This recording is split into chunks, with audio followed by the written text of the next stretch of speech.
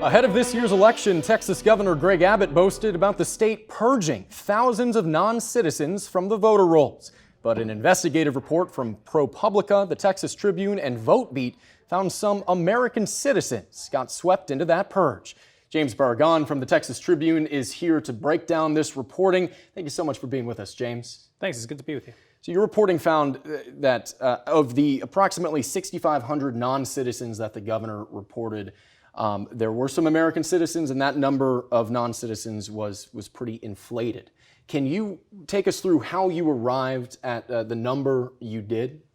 Well, the first thing to say about this is that these numbers are very complicated, which is why experts warn against using them as definitive numbers. So when we saw the governor saying 6,500 non-citizens have been removed from the voter rolls, we immediately had our antenna up.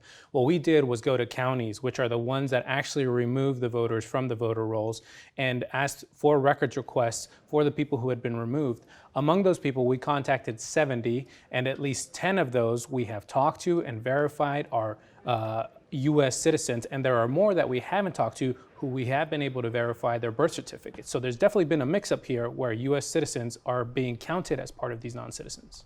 And as part of this investigation, you spoke to voters who are citizens who maybe didn't even know that they were off the voter rolls. What were they telling you when they found out that they were swept up in this? Well, yeah, they were incredibly surprised. Some of them had no idea that they had been taken off the voter rolls. The most surprising thing for them was receiving a phone call from a reporter, and that being the first time they were being notified that they were taken off the rolls. You can imagine their surprise. Do we have any indication of how many American citizens are dealing with that right now? How many were affected by this? We don't know. I mean, the big thing is that our investigation found that only 581 of those are confirmed non-citizens according to the state. So there are potentially thousands of people who are just simply did not respond to these notifications from the counties and could be in this very situation. 500 something to 6,500 is a lot a big jump. different, right?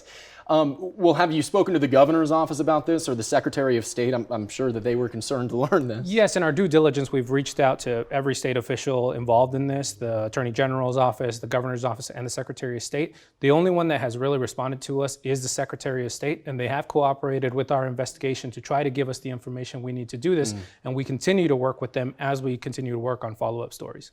Governor's quick to advertise when he's found purported non-citizens, but when you may find a mistake, he hasn't responded to that. It's a little bit troubling, yeah, because the claim is big, and what our story was saying is that it creates this situation of distrust in our elections, which is a terrible thing to have 2 weeks out from an election. Yeah. And so I think it is incumbent on the governor's office to come out and potentially clarify some of this information, which we have proven and the Secretary of State has confirmed is incorrect. Yeah.